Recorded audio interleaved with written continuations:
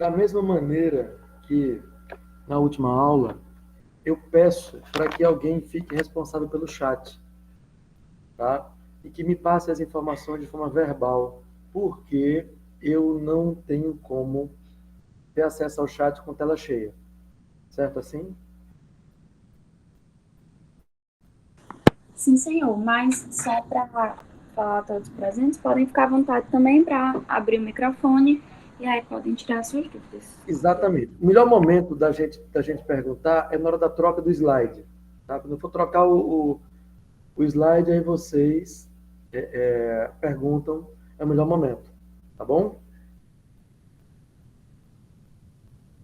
Fechado então? Tomara que sim. Vamos lá. Vamos hoje falar de aneurismas e, sobretudo, do aneurisma da aorta abdominal. Certo, meus queridos? Vejam só. Naquele nosso papiro de Edwin Smith, que vocês se lembram desde a BTCA, das bases da técnica, que a gente falava, papiro de Edwin Smith, e nesse papiro de Edwin Smith já tem descrição de dilatações arteriais nos pacientes, dilatações de vasos, dilatações arteriais, tá? Apenas descrição, sem nada de terapia ou etc. Apenas essa descrição. A gente vai poder definir aneurisma como a dilatação, primeiro permanente, depois localizada de uma artéria, tendo pelo menos 50% de aumento quando comparada ao diâmetro normal esperado. Ponto. Então, aneurisma não é arteriomegalia, que é a dilatação de um longo segmento arterial, tá? Ou até de várias artérias do corpo, é arteriomegalia. Eu já peguei alguns pacientes com arteriomegalia. Não é dilatação localizada. As artérias todas, ou uma grande parte das artérias, estão com diâmetro muito aumentado. E diferente de ectasia, que é uma dilatação também permanente, também localizada. Porém, a ectasia é uma dilatação de menos de 50%. Certo, meus jovens? Tomara que sim. Vamos lá. Entre os aneurismas aórticos, tá? A gente vai ter o aneurisma da aorta torácica, que pode ser desde a origem da aorta, tá? Até o diafragma.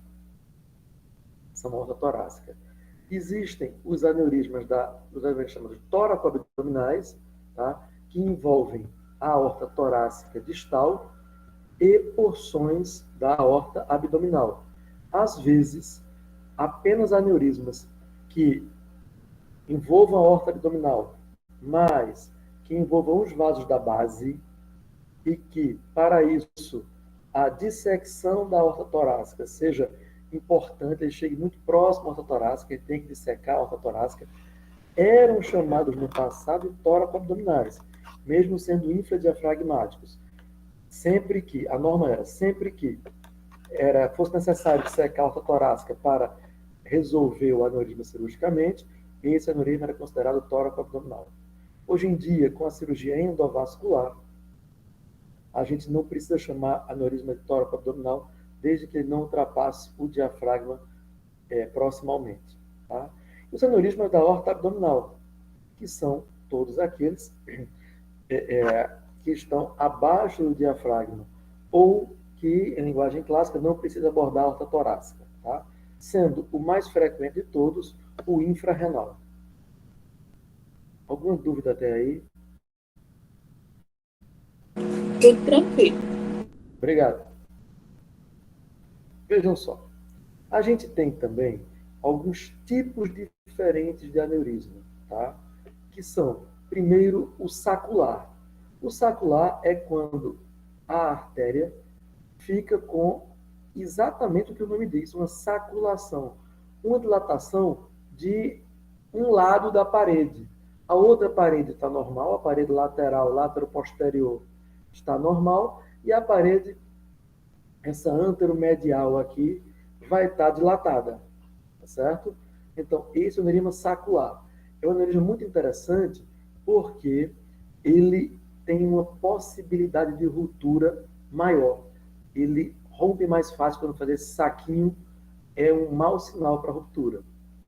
Um outro aneurisma é um aneurisma dito fusiforme, que é uma dilatação da artéria como um todo, tá? Em forma de fuso, em forma de peão de criança jogar no chão, tá certo?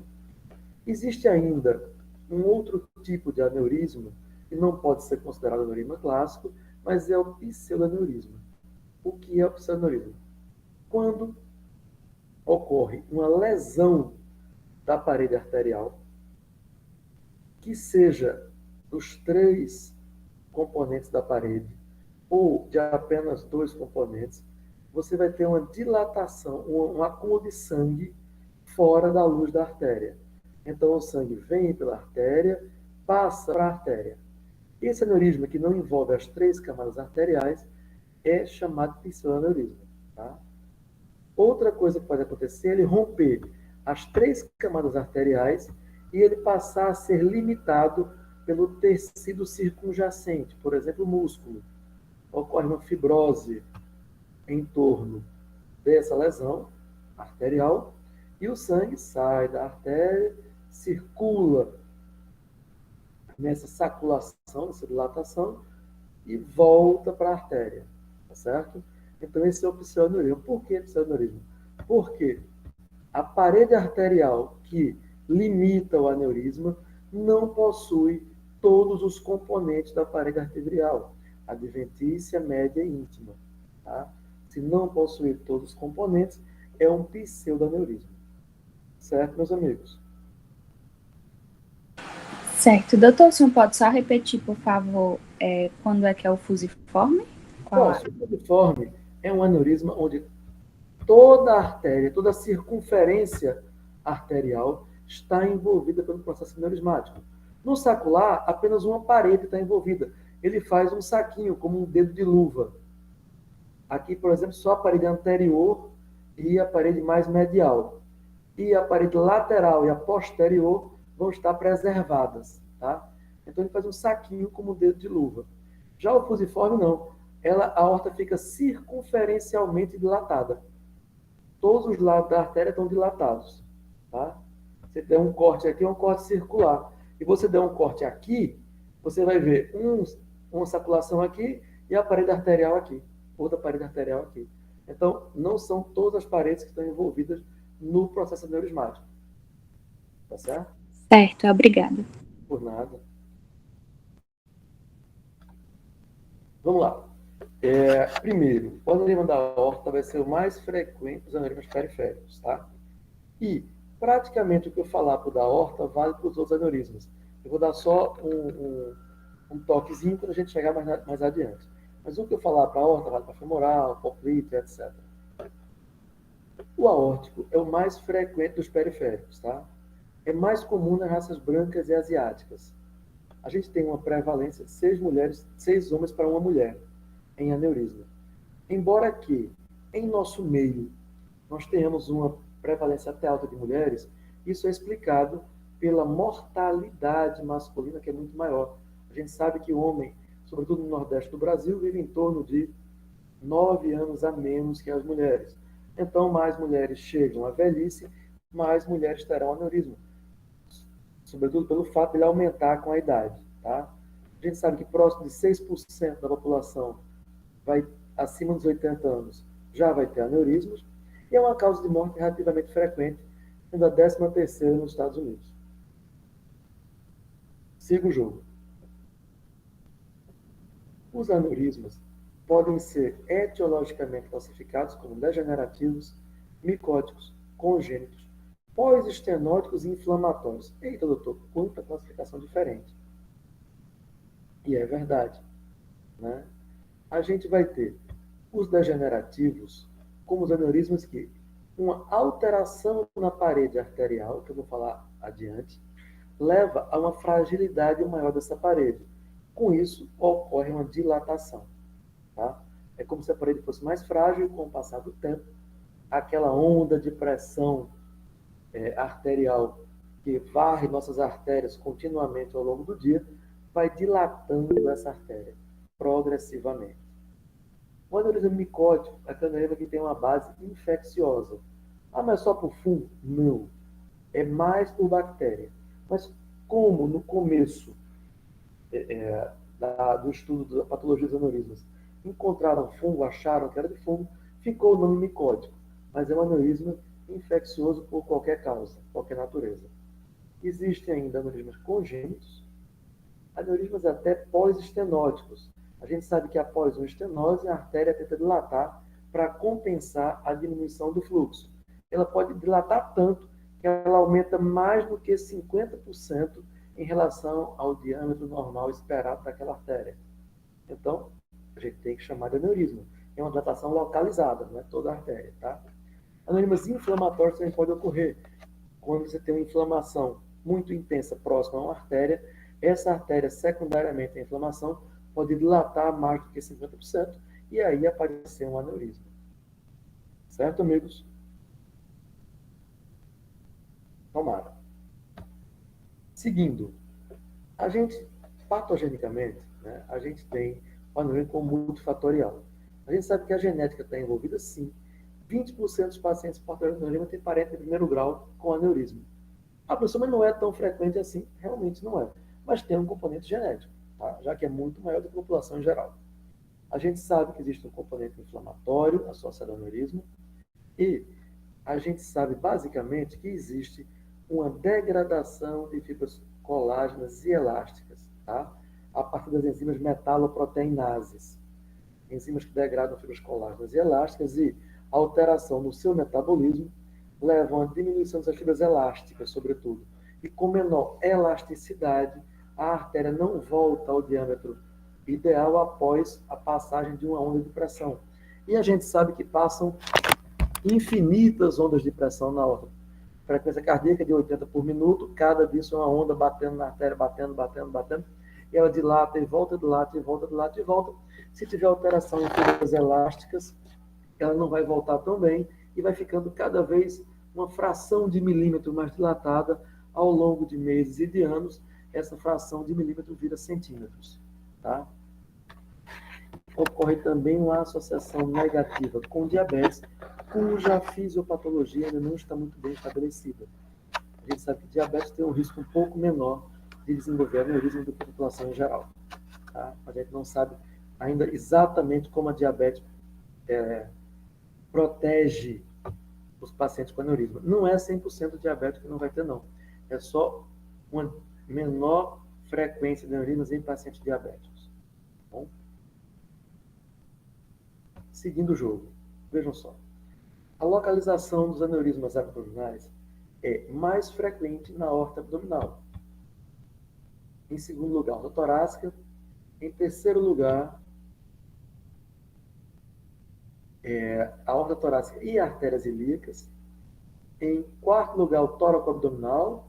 E 1% só para ilíaco. Aqui é um aneurisma ilíaco puro bilateral. Paciente nosso, tá?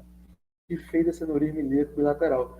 Interessante que esse lado esquerdo fez um aneurisma dissecante. Ele dissecou a artéria. Tem aqui a luz verdadeira da artéria, tem aqui a luz falsa, e a luz falsa voltando para a artéria. Do lado esquerdo ele fez um falso aneurisma, do lado direito um aneurisma verdadeiro. Um caso bem frequente, paciente da gente aqui do hospital. Tá?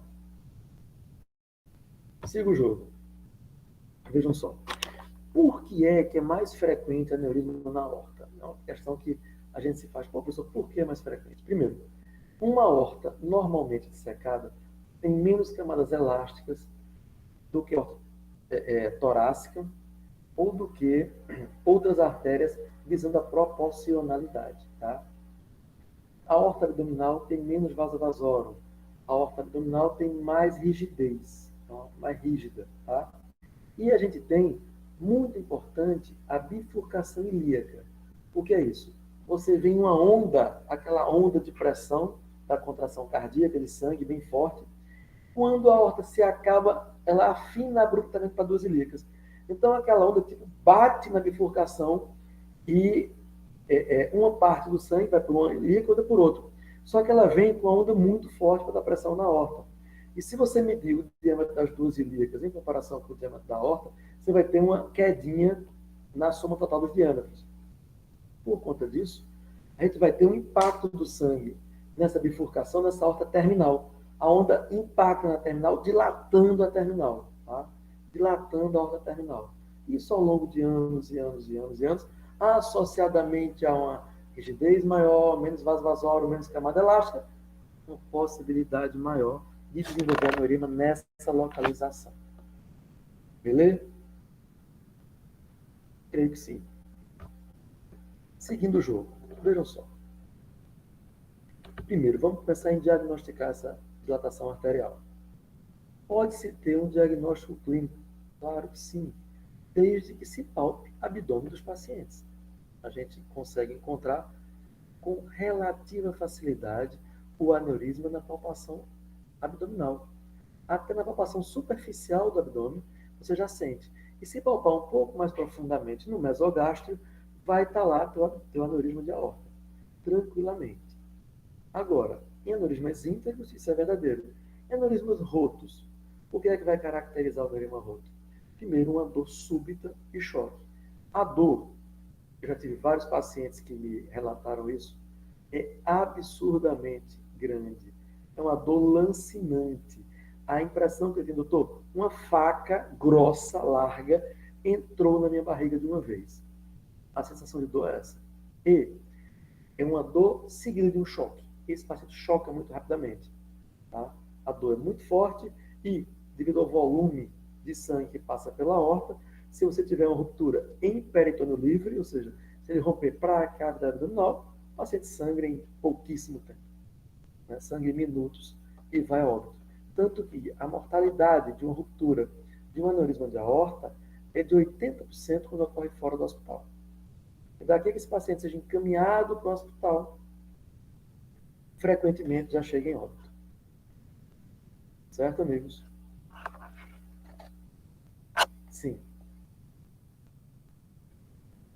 Vamos lá. Existe a indicação cirúrgica para aneurisma de aorta. Que indicação é essa? É o chamado D de dado, T de tatu, M de Maria, diâmetro transverso máximo. Tá? Quando o diâmetro transverso máximo é maior ou igual a 5,5 centímetros em homens, está indicado o tratamento cirúrgico. Quando esse diâmetro é maior ou igual a 5,0 centímetros em mulheres, está indicado o tratamento cirúrgico. Bom? Em pacientes sintomáticos que apresentem um aumento maior do que meio centímetro em 6 meses ou do que 0,8 em um ano, está indicada a cirurgia. Pacientes que tenham também trombose do aneurisma ou embolização a partir do aneurisma, está também indicado o tratamento cirúrgico. Claro que, em pacientes de aneurisma aórtico, que são, em sua maioria, idosos, a gente tem que levar em consideração, primeiro, o risco cirúrgico, a qualidade e expectativa de vida desses pacientes. Tá certo, meus amigos? Como a cirurgia de aneurisma tem uma elevada mortalidade, uma elevada morbidade, isso tem que ser levado em consideração. Ou seja, aquele velhinho, 98 anos, restrito ao leito, né, que não tem nível de consciência mínimo e tem um aneurisma de aorta abdominal, mesmo que grande, não tem indicação cirúrgica. Não vai adiantar você operar esse paciente. Tá? Vai explicar à família que, como outras doenças, vai se fazer o tratamento paliativo. Tá bom? Doutor, uma dúvida. Para fazer esse DTM, o ideal é que seja feito somente com a arteriografia ou com ultrassom para fazer? Excelente dúvida. O exame de triagem, eu vou chegar aí já já, mas já vou logo tirar a tua dúvida. O exame de triagem para aneurisma é ultrassom. Você palpou alguma coisa, ou o paciente é idoso, o paciente tem família com aneurisma, você quer saber se tem aneurisma, ou até como achado eventual do exame, o exame é por outra coisa e encontrou, é o ultrassom de abdômen total. Tá? Se todo paciente com 60 anos de idade fizer um ultrassom de abdômen, com 70 outro, com 80 outro, ele não vai morrer de aneurisma. Vai ser tratado antes disso. Então, o ultrassom de abdômen é um excelente exame de imagem. Porém, o ultrassom ele não tem uma precisão muito grande no diâmetro transverso máximo. Tá? Por quê? O ultrassom, ele vai medir praticamente no anterior, pode fazer um pouquinho lateral, um pouquinho medial, mas ele não consegue girar o aparelho inteiro, girar muito o aparelho para ver os diâmetros mais laterais, lateral, e conseguir ver qual é esse diâmetro transverso máximo. Então, o ultrassom pode sugerir aneurisma com diâmetro 5 centímetros. Mas, eita, se o ultrassom diz 5, eu vou pedir o exame definitivo, o exame que mostra o diâmetro real, que é a tomografia computadorizada do abdômen, com o contraste venoso. Nesse caso, a gente tem um diâmetro preciso do aneurisma, tá? Em todos os seus eixos, antero-posterior, lateral-lateral, oblíquo, esquerdo, oblíquo, direito e por aí vai, tá? Você consegue medir o melhor diâmetro. Já a arteriografia, que foi citada, não é um bom exame, porque frequentemente os aneurismas têm uma coisa chamada trombo mural, ou seja, a luz da artéria pode ficar um pouco dilatada ou até do diâmetro normal da luz. Mas as paredes afastaram e entre a parede e aquela luz verdadeira fica um coágulo de sangue endurecido, tá? Que tem ateroma com muita frequência, composto ateroma, sangue, etc. E você vai ver já, esse ateroma com coágulo, ele mantém uma luz pequena, frequentemente. Então, a arteriografia não é um bom exame para aneurisma. O grande exame, tomografia. Beleza? Entendi, obrigada. Não lhe ouvi bem, mas espero que sim. Vamos lá. Fatores de risco. Para variar, adivinha, tabagismo. Aumenta em 5 vezes, tá? Idade, já falei. Sexo masculino, já falei. História familiar, já falei. Hipertensão, não tinha falado ainda, mas é bem lógico. Se aquela onda de pulso arterial dilata a artéria, quem tem hipertensão tem um risco maior, obviamente. Diabetes, de novo, volta diminuindo o risco, não é como falei em todos os pacientes, mas diminui o risco. Tá? O diabetes tem metade do risco de ter aneurisma do que o paciente não diabético. Vamos lá. Agora, o grande diapositivo que eu vejo dessa apresentação é esse aqui. Vejam só. Um aneurisma até 3,9 centímetros, tá? Com um crescimento normalmente baixo, 0,39, 0,49, 0,40, tem um risco de ruptura anual desprezível. Um aneurisma entre 4 e 4,9 centímetros, também com crescimento baixo, tem um risco de ruptura até 5%. Tá? Por isso que a gente não opera. Porque a cirurgia aneurisma tem uma mortalidade relativamente alta quando é aberta, quando é feito por via aberta. E no vascular cai um pouco a mortalidade. Mesmo assim, tem mortalidade na cirurgia do aneurisma endovascular. Então não se opera porque o risco de ruptura é baixo. É melhor operar se esse aneurisma crescer para mais de 5 centímetros em mulheres, 5,5 em homens. Porque você vai ter um risco que orbita os 15% anual de ruptura. Se o aneurisma chegar próximo a 7, 6,9, esse risco pula para 20. E maior que 7, 50% de risco. Tá? A gente pega aneurisma com 8, com 9 centímetros, peguei até com 10 centímetros já, tá? Riscos absurdos de romper. É aquele paciente que não pode nem ir para casa. Chega um paciente dentro do hospital, você faz um atomo.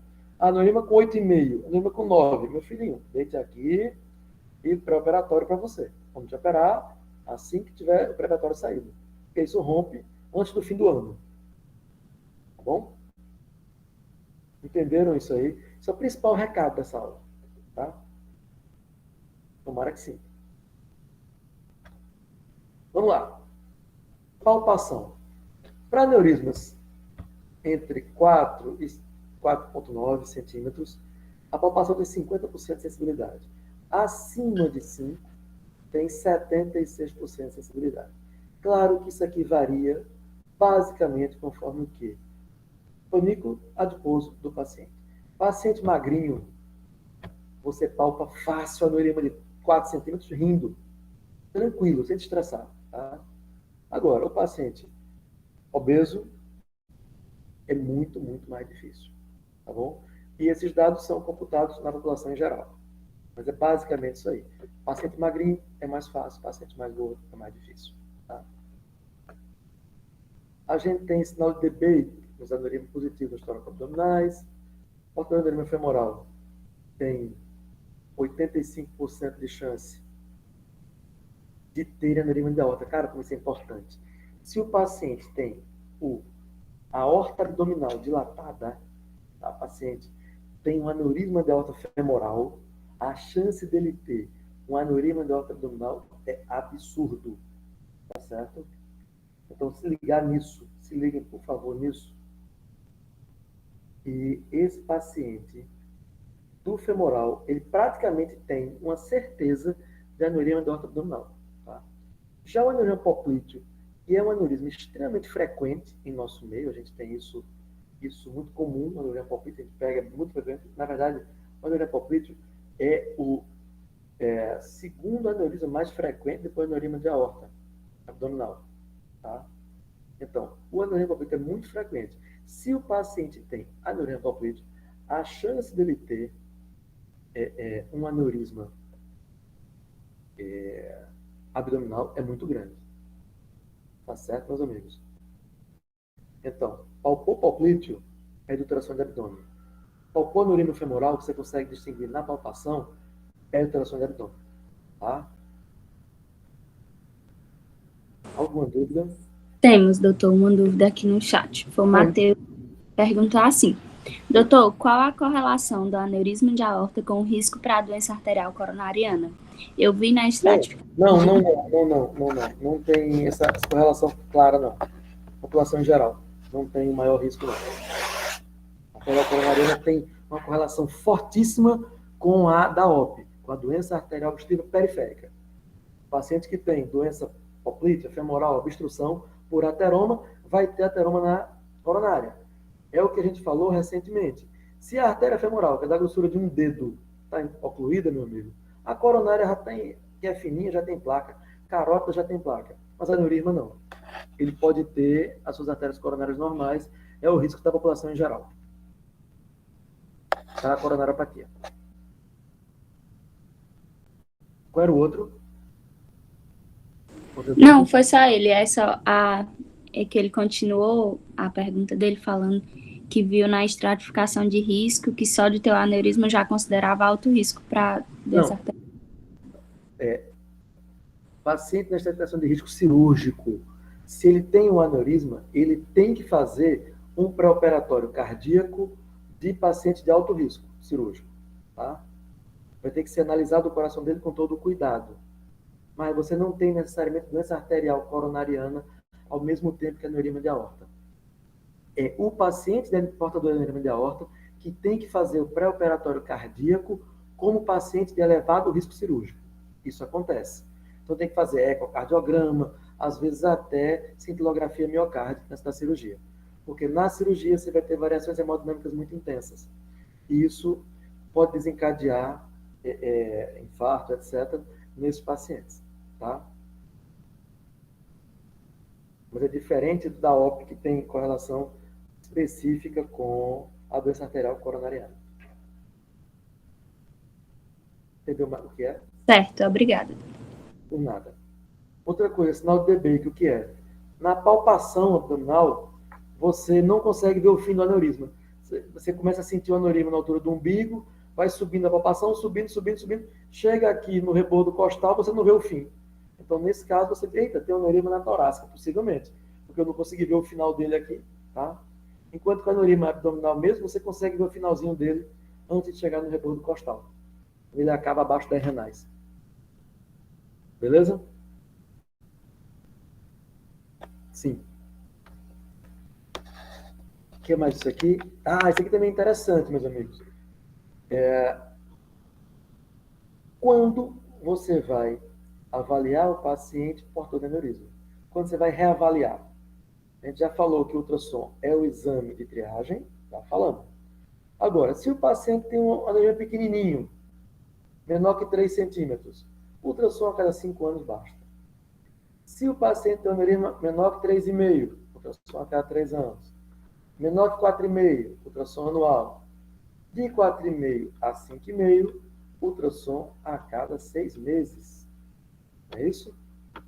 Lembrando que passou de 5 para mulher, tomografia. Tá? O 5,5 aqui é porque também tem homem na história. Dúvidas? Não. Obrigado. Exames de imagem. A gente vai ter raio-x simples de abdômen, ultrassonografia, que eu já falei. Arteriografia é o melhor exame? Não. Mas pode dar o diagnóstico? Sim, pode. Tomografia computadorizada com contraste venoso. Excelente exame. Angiotomografia. Melhor ainda. Você faz a reconstrução tridimensional da aorta com contraste e dos seus ramos principais. Angiorressonância é um bom exame? Não, é um exame razoável. Pode ser utilizado? Sim, mas não é o melhor exame. Tá? Aqui no raio-x simples de abdômen, você vê que essa aorta era calcificada e fez essa hemisfério aqui, essa meia luazinha aqui, tá? E houve diagnóstico. Eu já tive um paciente que, Dr. Elson, cirurgião de São Vicente, deu o diagnóstico pelo raio-x, um roto. Fez um raio-x de abdômen, estava lá uma lesão dessa, corre André, um roto, e a gente operou o paciente com o único exame no raio-x desse. E entramos, porque o paciente estava chocado, não tinha mais o que fazer. Vamos fazer, não. A passada, lá a gente descobre. Então, o raio-x pode dar um diagnóstico bom para a gente. Normalmente é um exame solicitado por outro motivo, mas se você vir, já sabe. Ultrassom, queridos, exame excepcional de triagem, tá? Aqui, você está vendo no perfil a dilatação aneurismática da aorta, tá? E aqui, você está vendo a luz verdadeira da artéria, por onde passa o sangue, e você está vendo aqui, ó, essa área mais escura, tá dentro dessa circunferência que eu estou desenhando aqui, que é o aneurisma como um todo. Isso aqui é o chamado trombo mural, que está cheio de ateroma na maioria dos pacientes, até um pouco de sangue em alguns pacientes, pode ter um trombo também com uma quantidade de sangue. Mas basicamente vai ter um ateromão gigante aqui, certo? E aqui é a luz verdadeira. Veja como a luz verdadeira é significativamente menor do que o diâmetro total do aneurisma. Por isso que a arteriografia não é um exame tão bom. Dúvidas? Não, tudo tranquilo, doutor. Obrigado. Olha uma arteriografia dando diagnóstico aqui. Tá? Dando diagnóstico, não, perdoe. Isso aqui já é uma arteriografia de uma cirurgia. Aqui vai ser uma endoprótese que a gente vai colocar no paciente. E essa é a arteriografia pré-operatória. Tá bom? Uma arteriografia pré-operatória, com um catetezinho aqui, ó, centimetrado, e já dá para medir o comprimento do aneurisma. Tá? E aqui já a endoprótesinha fechada entrando. Tá bom? Aqui, uma tomografia com contraste venoso. Um aneurisma gigante. Vocês veem que a parede abdominal aqui está muito elevada. Nesse caso aqui, meus amigos, você tem um sinal que eu me inventei chamado sinal da camisa positivo. A camisa do paciente que está aqui em cima fica balançando. Olha para a camisa, fica toim, toim, toim, pulando a camisa do paciente. Ou seja, imagina o tamanho desse aneurisma, né? Como é que você sabe o tamanho? Compara com o corpo vertebral. O corpo vertebral mede em média 5 centímetros. Olha o tamanhão do bicho aqui. Dá pelo menos 7, 7,5. O corpo vertebral e meio, né? Por aí, talvez até uns 8 centímetros no maior diâmetro. Aneurisma enorme, tá? Aqui é o nosso exame favorito, que é a angio-TC. Mostrando pra gente o aneurisma, tá? Você mostra os ângulos corretamente do aneurisma. Isso aqui para você poder montar a sua cirurgia, prever qual vai ser a cirurgia, é perfeito. Você vê que ele é angulado, volta. Você vê que ele é angulado para cá, né? Vem a aorta retinha, ela joga as renais, depois ele angula fortemente. Esse ângulo normalmente é para cima, um pouquinho lateralizado.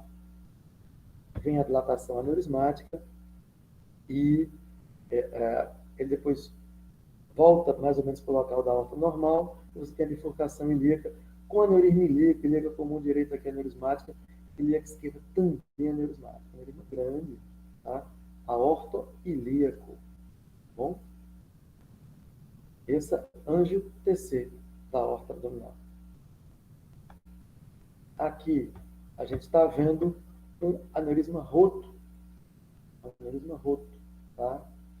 Que está mostrando aqui esse coágulo gigante aqui ao lado dele, aqui a ruptura. O aneurisma quando ele está extravasando sangue, tá bom? Aneurisma roto. Uma imagem de ressonância. Agora, vamos falar do tratamento do aneurisma. Primeiro, o paciente portador de aneurisma de aorta é um paciente para acompanhamento rigoroso.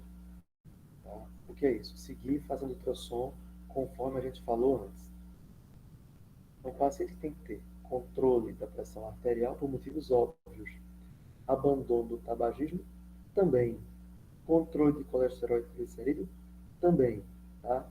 E orientar o paciente e a família sobre sintomas e sinais de ruptura. Tem que chegar para dizer, minha gente, o aneurisma dele é pequeno, mede só 4,5 centímetros. O risco de ruptura anual é baixo, não compensa operar.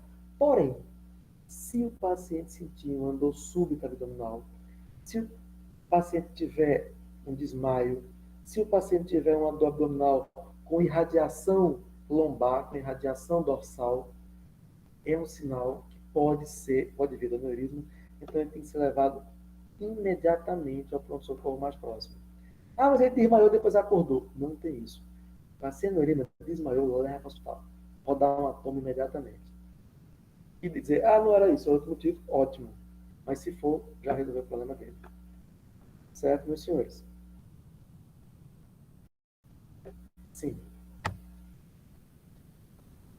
Vamos lá. Indicação cirúrgica. Já falei sobre estrutura e é maior a partir dos 5 para mulher, 5,5 para homem. O risco da cirurgia é alto, por isso que a gente tem que ter cuidado.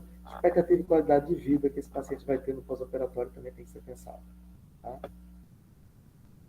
Vamos para frente. Vejam só. Agora, esse primeiro gráfico aqui é muito bonito. É que ele diz que o risco cirúrgico aumenta com a idade, tá?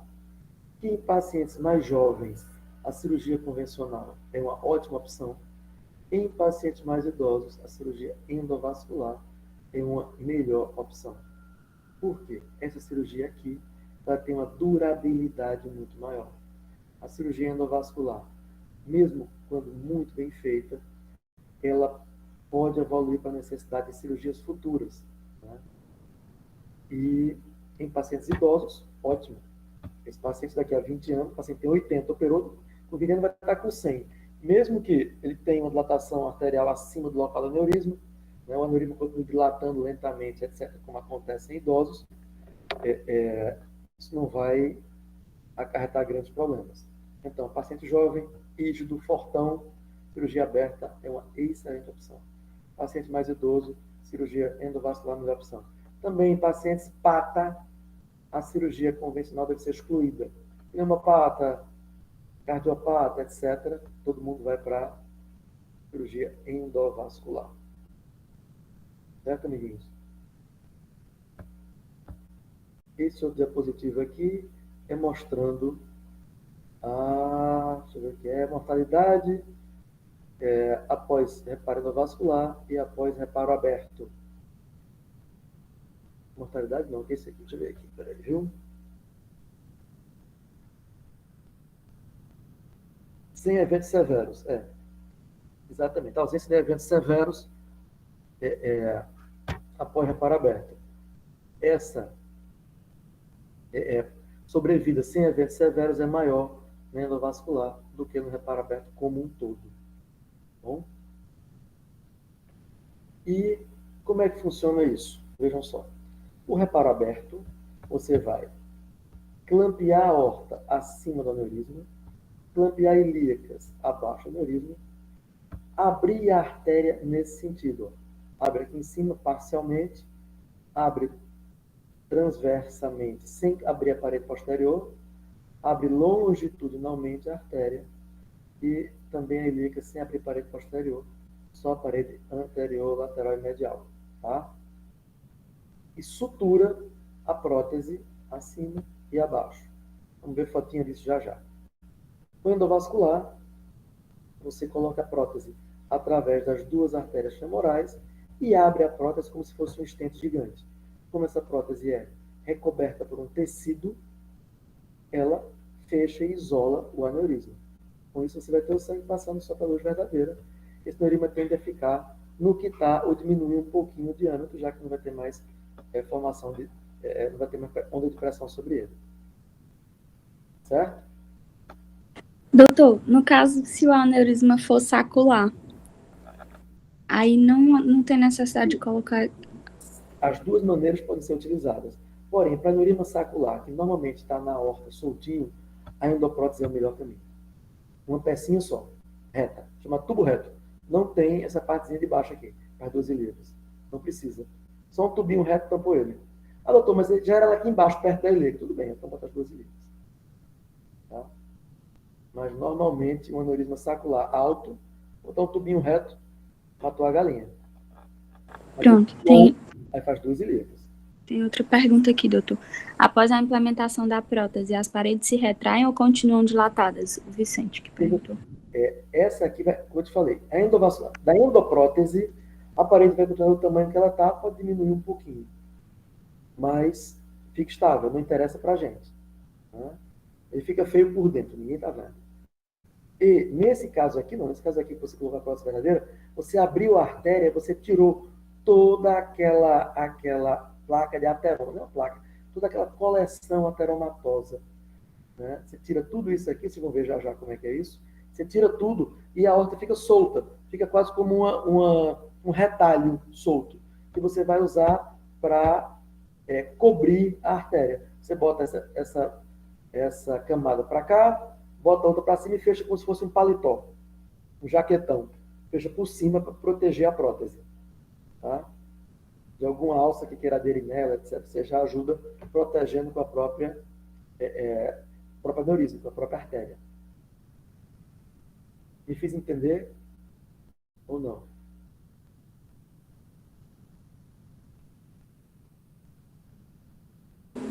Acredito que sim, doutor. Vamos lá, olha que legal, que coisa bonita. Aqui a gente tem um clamp, uma aorta aberta. Aqui a gente tem outro clamp e tem outra aorta aberta aqui. Pode acreditar em mim, porque a compressa ficou na frente. Mas tem um clamp aqui, uma aortazinha aberta aqui, aqui, a aortinha aberta aqui em cima. Tá? Olha aqui, a aortinha, como é linda aqui, ó, que coisa linda. Olha a aorta abertinha aqui, estão vendo? Podem chorar, aqui está outro clamp. Eu noto uma lágrima correndo pelos olhos de vocês ao ver essa cena tão bonita. Olha, adivinha que coisa cebosa é essa aqui? Isso aqui é o ateroma, tá? Que estava dentro do aneurisma. A gente abriu a artéria e tirou esse negócio, tá? Isso aqui é um instrumento cirúrgico que está na luz verdadeira. Mostra a luz verdadeira onde era. E tudo isso aqui estava em volta da luz verdadeira. Volta. Tá bom? Aqui é a nossa prótese. Olha que prótese bonita. Bifurcadinha. Ela é feita de um material chamado Dacron. D-A-C-R-O-N. Tá bom? Dacron. E essa linhazinha para evitar que você gire a prótese sem querer na hora da sutura. Tem uma linhazinha para ficar para cima. Fica tudo bonitinho. Beleza? Sim. E aqui, ó, a prótesezinha no lugar. Essa aqui botou só um tubo reto. A gente não botou as duas pernadas para ilíaca, não precisou. Era um aneurisma pequenininho, curtinho, só de aorta. Então, botamos só esse tubinho daqui para cá, no lugar. Tá? Olha como ficou bonito. Claro, quando você bota, ela dá uma inchadinha. Estão vendo isso aqui? Aneurisma, a parede da artéria. Aqui, a outra parede da artéria. Essa parede eu jogo para lá, essa parede eu jogo para cá e cubro a minha artéria. Tá bom? Antes de fechar o retroperitônio. Dúvidas? Não. Beleza. Pronto, aqui, descanso após tanto trabalho. Vamos lá, endoprótese. Aneurismazinho, tá? Aqui a endoprótese subindo fechadinha, ó. Você sobe ela um pouquinho acima da renal fechadinha, depois você baixa um pouquinho para deixar na altura das renais e abre ela. Olha o aneurismazinho aqui como tá bonito. Aqui, ó, começando a abrir a prótese, tá vendo? Isso aqui é um catéter que a gente bota para ficar jogando contraste e vendo as coisas. Vai abrindo a prótese devagarinho, vai abrindo devagarinho, vai abrindo devagarinho. Ó, aqui já está bem aberta, tá vendo? Ela tem isso aqui chamado free flow, que é uma parte sem tecido. Essa parte sem tecido aqui, a gente coloca acima das artérias renais, onde fica vazando o sangue por entrar nas renais, tá? Isso aqui é um balão, chamado balão de acomodação. Depois que você coloca a prótese, você pega esse balão bem molinho, é um balão que parece uma sonda vesical. Você infla ele bem levezinho. Ele fecha só para a prótese fechar melhor, acomodar-se melhor no aneurisma, sem pressão. Tá bom? Aqui para a ilíaca, ó, balãozinho também, ó, dilatando a ilíaca aqui, para poder ele se acomodando bonitinho nas ilíacas. Né? A outra ilíacazinha aqui, ó, antes de passar a pernada, pronto, aqui tá pronta. O aneurisma bonitinho, todo bonitinho. Põe a prótese. Certo, amiguinhos? Tomara que sim. Lembrando que só vai ter tecido daqui para baixo. Daqui para cima, que chama de free flow, é só uma grade bem abertinha, o sangue fluir normalmente para as artérias renais. E daqui para baixo tem tecido. Até aqui tem tecido lá, até aqui tem tecido outro. Beleza? Sim. Pronto, basicamente isso aí. Tá? Tratamento, prótese, endoprótese, tudo bonitinho. Alguma dúvida, meus amiguinhos? Vamos conversar.